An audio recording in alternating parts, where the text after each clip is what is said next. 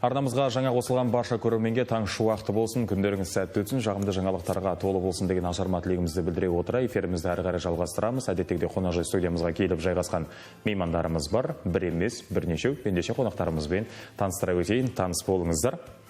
Айгүл Молдағұлова, жетекші, Нұрберген Айзере, Ақтөбе қаласы, номер 51 мектеп гимназиясының 3-ші сынып оқушысы, және тура осындай номері 51 мектеп гимназиясының 3-ші сынып оқушысы Орынбай Ернар. Бүгін бізде қонақта. Қош келдіңіздер, қайырлы таң. Көңіл-күйлеріңіз қалай? Керемет.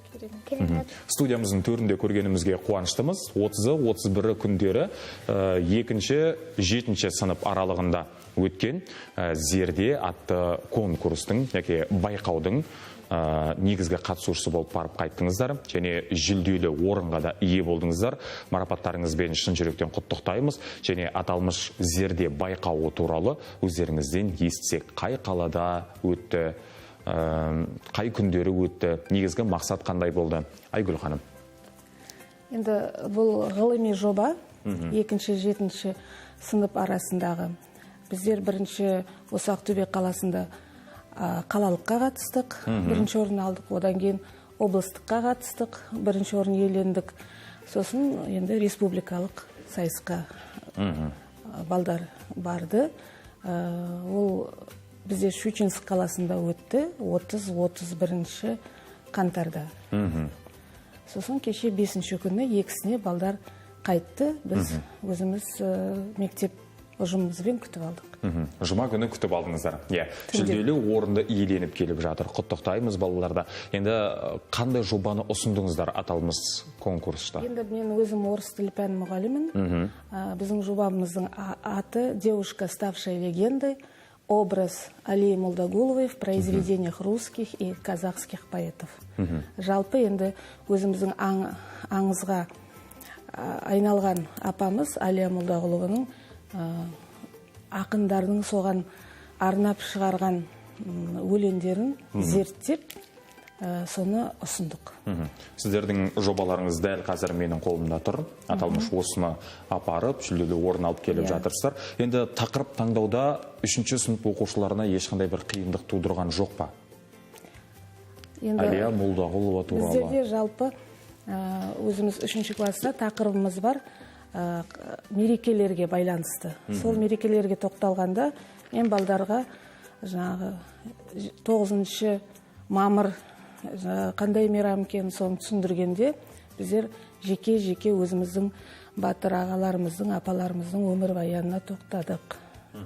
Сол кезде енді өзіңіз де байқап отырсыз, менің де қатысым бар, Молдағұлова дегесін. Мен осы Алия Молдағұлованы тәрбиелеген нағашы Молдағұлов Абу Бәкірдің кіші ұлы Сапардың қызымын, немересімін.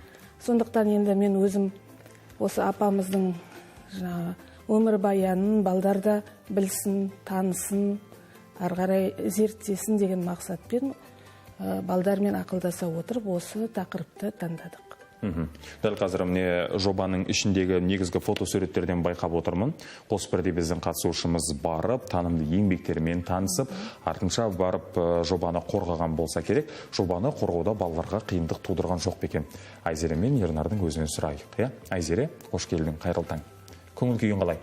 Күшті. Көргенімізге қуаныштымыз. Енді мына жерде фотосуреттерде өзің тұрсың. Барып ескерткішін қараған екенсің, танымды еңбектермен танысып қайтыпсың, апай ағайларыңмен кездескен екенсің. Бұл жобаны қорғауда саған ешқандай бір қиындық тудырған жоқ па? Не айттың Щучинск қаласына барып қорғаған кезде? Енді біз кішкене орыс тілінде қорғадық, балдар. Орыс тілінде де жауап беруге бола ма? Болады. Қайда болғанымызды, бірінші неден бастағанымызды. Бурабай, Щучинск қаласында. Бірінші біз бардық, сосын бір волнение болды. Біз выступать еткенде бәріміз бізге қарап тұрды. Сосын бірақ біз даусымызды шығарып айттық. Сөздерімізді ұмытқан жоқпыз. Керемет айттық. Менің қасында қыздарым болды, олар орыс тілден де айтты. Сосын олар бізге айтады, сендердің темаларың өте қызықты болды. Олар біздің темалары темаларымызға өздері кіріп кетті. Айтады, өте қызық болды дейді. Қызық болғасын, сенің қасындағы құрбыларыңда бір ынта танытқан болып тұр ғой, Енді Әлия Молдағұлова туралы не айттың жоба қорғаған кезде? Қай жақта ол туылды. Біз ол туралы көп білдік, оның ауылында болдық. Бұлақ. Бұлақ ауылында болып, кездесіп, барлығын біліп алғаннан кейін жобаны қорғап шықтыңдар. Ал Ернар, сөз сенде. Қош келдің. Көңіл күйің қалай? Жақсы. Енді жоба қорғауда Айзере сенің қасыңдағы досың болды, Екеуің бірге барып қорғап келдіңдер. Енді Әлия Молдағұлова деген апамыз үлкен батыр тұлға болған, өр тұлға болған. Ол туралы ауылына барып келдіңдер, Қанша уақыт кетті, қанша уақыт бойы жүрдіңдер? 2 сағат. Ауылдың өзінде 2 сағат жүрдіңдер, Ал жалпы жобаға дайындыққа қанша уақыт кетті, Айгүл ханым? Біз 1 жыл дайындалдық. Себебі бірінші қалалыққа, сосын облыстыққа қатыстық. Сосын уже жолдама республикалық қалдық. 1 жыл. Былтыр жылдың аяғында бастадық. Бірінші мектеп ішіліктен өттік. Содан кейін уже осы күзден бастап уже неге қатыстық, байқауға. Балалардың бұндай байқауға қатысуына қызығушылықты қалай арттыру керек? Негізі көбіне қазір балалар бұндай байқауларға қатысқысы келе бермейді. Бос уақытын тек өзіне арнағысы келеді деген сияқты сабақтан тыс уақыттарда. Енді біздерде әр мұғалім енді үлгермейтін балдармен жұмыс жасаймыз және дарынды балдармен жұмыс жасаймыз. Әр сыныпта біз өзіміз білеміз да, дарынды балдар, сондай жан-жақты оқуға қызығушылығы бар баланы таңдап, сол балдармен ерекше жұмыс жасаймыз. Бөлек. Сол кезде мен өзім енді осы 3-ші сыныптарға сабақ берем. Бұлар маған ұнағаны балдардың еске сақтау қабілеттері өте жоғары. Екеуінде сосын қызығушылықтары жақсы, айтқаныңды, түсіндіргеніңді тез алып кете біледі. Сосын енді мен пәнім орыс тілі әдебиеті болғасын, бұл балдар орыс тілінде жақсы сөйлейді. Енді бүгінгі тақырыбымызға қатысты эрудит адамдар туралы айтып жатырмыз ғой. Нағыз эрудит адамдар осы мектеп оқушылары, жобаға қатысып жатқан балалар, өзінің таным түйсігін мейлінше жоба, ғылым, білім жолында сарп ететін адамдар деп айтсақ әбден болатын шығар. Сондықтан бүгінгі тақырыбымызға толықтай тақылеттес болып келіп отырған жайларыңыз бар. Енді бұл балалардың ғылымға деген қызығушылығын өздерінен сұрап білсек. Ернар, енді 3-ші сынып оқисың, Сабақтан бос уақытында не істейсің сен? Мен ініммен ойнаймын. Спортқа бірнеге қатысасың ба? Күреске болсын? Футболға қатысам, сосын бассейнге қатысам. Бассейнге және футболға, Ал мына ғылыми жобаларға уақыт табасың ба сен? Бар. 1 жыл көлемінде дайындалдыңдар, Күніге қанша уақытыңды сен осы Әлия Молдағұлова апамыз туралы зерттеуге арнадың? Біз 7-сіне 2 рет кездесеміз. 7-сіне 2 рет, Бұл енді республикалық деңгейде өткен байқау екендігін айттыңыз, конкурс.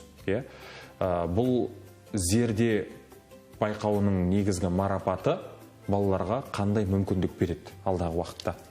Барды, орнында иеленіп келді деген сияқты алдағы уақытта? Еркін ойлап, өзінің ойын айтуға үлкен көмек болады деп ойлаймын. Және балдардың енді жан-жақтылығын көрсетеді. Себебі бұл 2 бала менде бұл неден бөлек өлеңдер сайысына жиі қатысып тұрады. Сосын сөйлеу мәнерлері жақсы, соған байланысты. Ертең болашақта да оларға өте ол енді өзінің көмегін көрсетеді деп ойлаймын. Сенімді сөйлеуді мен Айзереден байқап отырмын. Өзіне нақты сенімді екен. Бұл негізі жобаны қорғаған кезде аса қажет қасиеттердің бірі болса керек. Болашақта кім болғыларың келеді, Айзере? Дәрігер. Дәрігер? Қандай дәрігер болғың келеді? Ненің дәрігері? Тіс дәрігері ма? Балдарды емдейтін дәрігер. Балаларды емдейтін дәрігер. Ал Ернар, сен кім болғың келеді? Полиция. Ол керек. Полиция қызметкері? Неліктен полиция болғың келеді? Соған қызығасың ба, әлде үйде біреу полиция болып жұмыс жасай ма? Жасамайды. Ешкім жасамайды, бірақ полиция болуға қызығасың. Енді балалардың ғылым жолына деген бет алысы туралы сөз қозғап жатырмыз ғой, Айгүл ханым.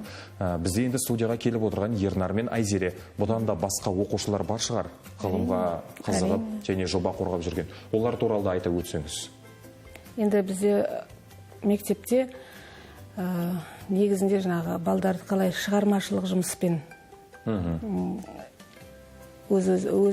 привлекаем. Шығармашылық жұмыспен айналысатын бала, бізде әртүрлі кружоктар бар, үйірмелер. Жаңағы спорттық шаралар жиі өтеді. Әртүрлі ақысыз конкурстар болады. Соған біз балдарды қатыстырамыз. Балдар ашылу үшін, үйрене беру үшін. Бірінші сыныптан бастап балдар қатыса бастайды. Арғырай уже өздер іріктеліп шығады содан. Балдар уже шығармашылыққа жақын бала, жан жақты өз ойын айта білетін бала содан уже көріне бастайды. Дұрыс айтасыз. Биыл енді Ақтөбе қаласының 155 жылдық мерейтойы. Бұл аз уақыт емес. Осы 155 жылдық Ақтөбе қаласының мерейтойында облыс көлемінде үлкен жиындарда өткізіліп жатыр. Алдағы уақытқа жоспарға қойылып отыр. Және осы тұрғыдан Ақтөбе қаласының, облысымыздың тарихын түгендеу үшін Әлия Молдағұлова туралы зерттеу, іздену еңбектерінің барлығы ары қарай жалғасын таба берсін дегіміз келеді. Және мен футболканы байқап отырмын. Әлия Молдағұлованың бейнесі бейнеленген. Осы бір футболкамен таныстыра өтіңізші, және мына жерде кепка бар екен, Біздер енді 155 жылдықтың аясында ма сонда? Біз енді бұйырса 80 жылдық кетір ғой, соғыстың біткеніне. Соған байланысты осындай балдар ұсыныс тастаған, осындай болашақ өсіп келатқан жасөспірім балдар осындай киім кисе, бейсболка тақса, және мынандай блокноттар шығардық та. Аңызға айналған қыз деп атап, ағылшынша, орысша, қазақша жазып, осындай сосын календарь бар ар жағында 2024 жылғы. Солай балдарға насихаттау ғой енді. Айтады ғой, тарихты ешкімге ұмытпау керек. Болашақта осыны біздер осы балдарға түсіндіріп, бәрін айтып кетсек, олар ары қарай жалғастырады, солай біздің тарихымыз жалғаса береді. Бұл блокноттарды, не болмаса күнтізбелерді шығару, мынадай киімдер, басқа үстіге киетін, бұлардың барлығы сіздің инициативаңыз болды ма, әлде оқушылардың идеясы ма? Осындай бір нәрсені жасайық деген сияқты. Біз енді бірге ойланысамыз ғой, немен таңғалдырсақ деген мақсатта. Сонда балдардың өздерінде ұсынысы болды осылай. Шоколадтар да болды. Енді оның бәрін... Шоколадта Айзере ойлап тапқан сияқты. Судың да сыртына жаздық осының бәрін үш тілде. Енді қалайда көбірек осы тек қана апамыздың ерлігі емес, бүкіл осы отан соғысына қатысқан аталарымыздың үлкен, солардың бәрінде есімі есте қалса деген мақсатпен. Енді Щучинск қаласына барып келіп жатыр, алғаш шығуларың ба? Бұл енді бірінші рет барып келіп отырсыңдар, әсері қандай болды? Қандай әсер алып қайттыңдар?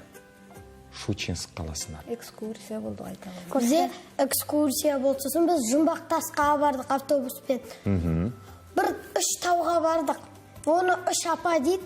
Біреу үлкен, сосын екіншісі, сосын үшіншісі бұлай 3 бұрыш болып тұрады. Біреу үлкен, екіншісі маңызды емес, екіншісі маңызды емес, үшіншісі 3 бұрыш екен, Оны 3 апа дей ма? Сосын? Сосын біз автобусқа мініп,